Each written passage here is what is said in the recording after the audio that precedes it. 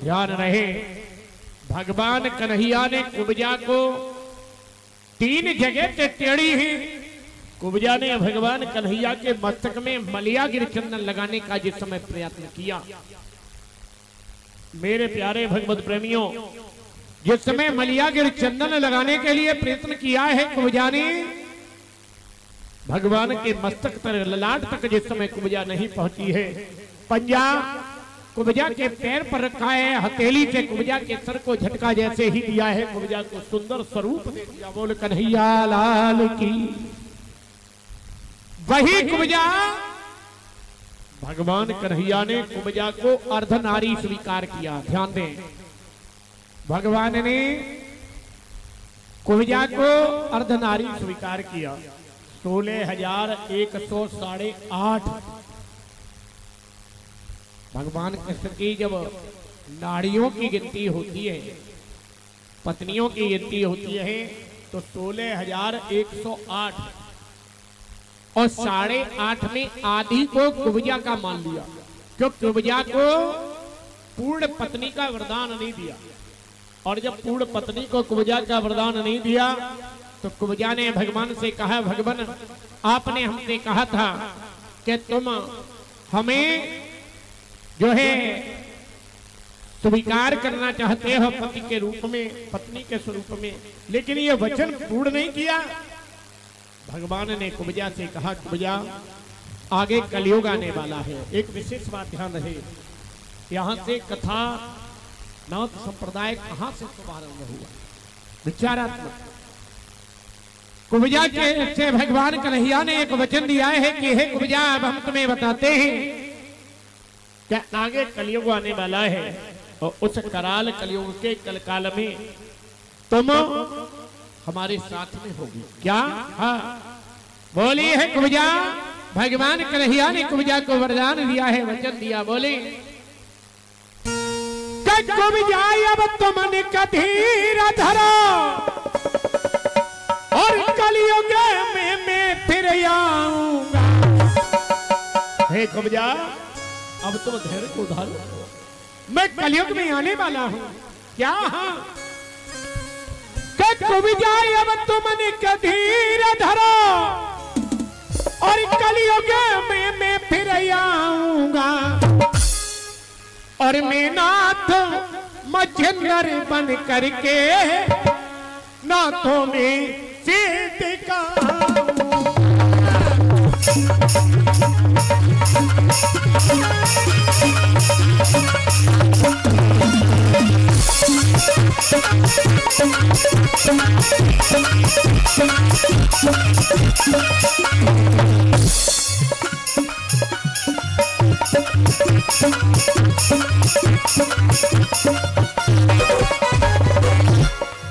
बोले ही भगवान कन्हैया, कुब्जा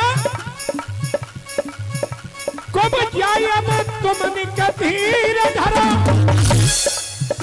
कलयुग में मैं फिर आऊंगा,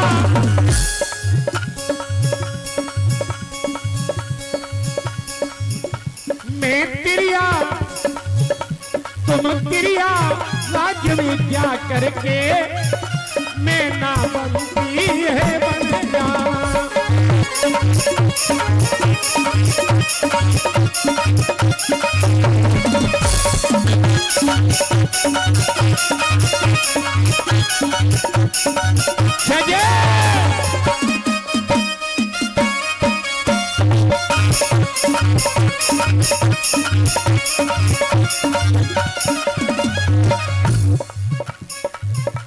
कलयुग में मैं नाथ मच्छिंदर बन करके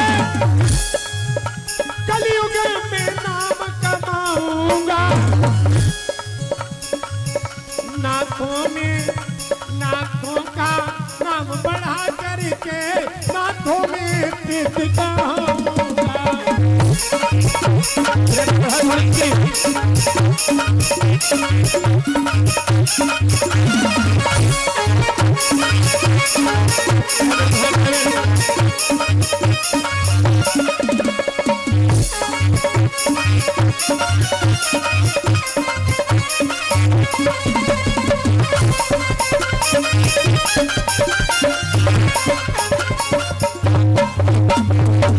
बोलिया हरवीर महाराज की।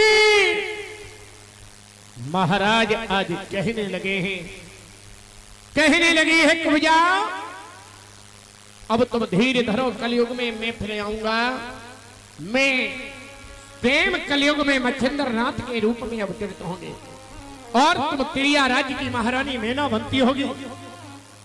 कुब्जा को भगवान कन्हैया ने यह वरदान दिया और आज मछली के गर्भ में समुद्र के किनारे स्वयं भगवान नारायण, स्वयं भगवान विष्णु, स्वयं भगवान कन्हैया हमारे नाथ रहस्य में, नाथ संग्रह में, शिव गोरक्ष महापुराण में प्रमाणित है कि भगवान कन्हैया आज मछली के गर्भ में है। कहा? मछली के गर्भ में भगवान नारायण है और इधर मैया पार्वती को भोले बाबा अमर तत्व की कथा को श्रवण करा। वह वही जो हमेशा होता आया है, मैया पार्वती भोले बाबा की कथा को सुन रही हैं, लेकिन एक बात निश्चित है, भगवान की कथा, भगवान का सत्संग, भगवान का कीर्तन, भगवान का नाम, ये तो बड़ी कृपा है। ये तो एक नहीं, दो नहीं, जन्म जन्मांतर के जब पुण्य होते हैं तब भगवान के सत्संग में समर्पण होगा। मैं पुनः एक बात कहूंगा, बाबा तुलसी गोस्वामी तुलसीदास जी ने लिखा कि एक घड़ी आदि घड़ी आधी देहु पुण्याधि, तुलसी संगत साधु की हरे कोटि अपराध। कोटि अपराधों का हरण हो जाता है जब हम भगवान की संगत, भगवान के सत्संग, भगवान के नाम जप में समर्पण हो। किस नाम जप में समर्पण? कई लोगों ने कहा महाराज आजकल जितनी भगवान की कथाएं हो रही हैं, आजकल जितने भगवान के नाम लिए जा रहे हैं, आज इस कलयुग में ऐसा कोई गांव नहीं है जिस गांव में भागवत 3-3 न हो गई और भंडारे 25-25 कुंटल के होते। इन व्यवस्थाओं को देखिए, पुनः हम एक बात कहेंगे, एक बार भगवान का भाव से नाम लेना कोटि यज्ञों के बराबर है। एक बार नाम भाव से स्मरण किया हुआ। मैंने कल भी एक बात बताई थी कि पहले कि विद्वान जन कहा करते थे उस भजन को गाना ना चाहिए जिस भजन में राम का नाम ना हो, लेकिन आज तो व्यास पीठ पर यह संकल्प ले लिया गया है कि उस भजन को गाना ही चाहिए जिसमें भगवान का नाम ना हो। आजकल जितने भी कथा वक्ता हैं, नहीं मुझे किसी व्यास के व्यक्तित्व के बारे में कहने का अधिकार है, लेकिन सत्यार्थ में आज सबसे ज्यादा अगर मैंने विचारात्मक किया तो मैं केवल एक ही चीज को देख रहा हूँ। लोगों को एक ही बात में ध्यान आ रहा है कि ऐसे ऐसे गाने हो रहे हैं, ऐसी ऐसी पद्धतियां हो रही हैं व्यासपीठ पर। कई तो वीडियो हमने देखे कि चिमटा वाले में और व्यास जी में ही झगड़ा हो रहा है। व्यासपीठ की मर्यादा ही खत्म हो गई। और एक बात हम आपको बता दें, ये जहां तक अपने क्षेत्र है, इस क्षेत्र में भंडारे का बहुत बड़ा महत्व दे दिया। बोले भागवत होवे हवन पर चाहे व्यक्ति भगवान का भोग लगा। भगवान का असली भोग क्या है? या ज्यादातर लोग जो है कहीं 11 कुंडी यज्ञ होते हैं, कहीं 21 कुंडी यज्ञ होते हैं। लोग समय से अपने परिवार के साथ में यज्ञ कुंड पर बैठते हैं और यज्ञ कुंड के यजमान होते हैं, भगवान के नाम की आहुतियां देते हैं, भगवान के नाम को भोग लगाते हैं, भगवान को भोजन दिलाते हैं। और हम आप लोग यहाँ 21 कुंडी यज्ञ की तो बात छोड़ो, हम आप लोगों का विचार होता है बोले 21 कुंडी यज्ञ तो नहीं, 21 कुंटल के पुआ, 21 कुंटल की पूड़ियां होना चाहिए।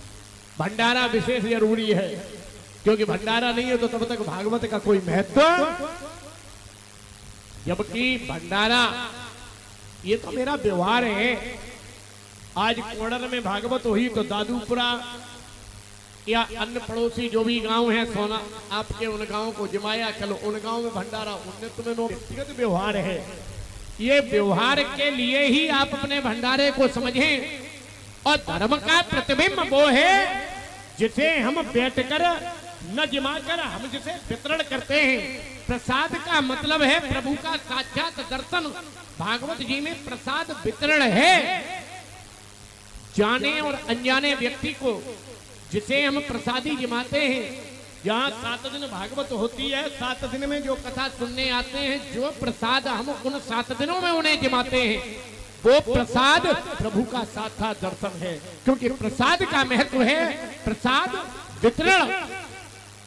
हम लोगों की ये पराकाष्ठा ऐसी पद्धति चालू हो चुकी है जिसमें भागवत के वक्ता, अभी हम एक जगह से निकल रहे थे तो व्यास यज्ञाचार्य यज्ञ करा रहे थे। यथार्थ सत्य यह है कि उनका मंत्र गायत्री शुद्ध नहीं थी,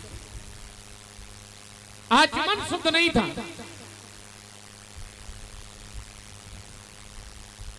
ये पद्धतियां हमारे समाज में हो रही हैं। मैं तो कहना चाहूंगा कि भगवान का नाम अच्छी बात है, चाहे कैसा भी लोग कैसे भी लोग भगवान का नाम लो, ये बड़ी अच्छी बात है। लेकिन भगवान के नाम के सहारे के साथ में ऐसे नाम न लिए जाएं जिनसे हमारे समाज में कथा में हम श्रवण करने जाते हैं और कथा में श्रवण तो भाव के साथ में भगवान का स्मरण सुनने जाते हैं, लेकिन वहां गाने ऐसे होते हैं जिनसे हमारे समाज में दूषितता फैलती है। एक बार बड़े प्रेम से गोगा जी महाराज के नाम का जय घोष। बोले गुरु गोरखनाथ जी महाराज की। भगवान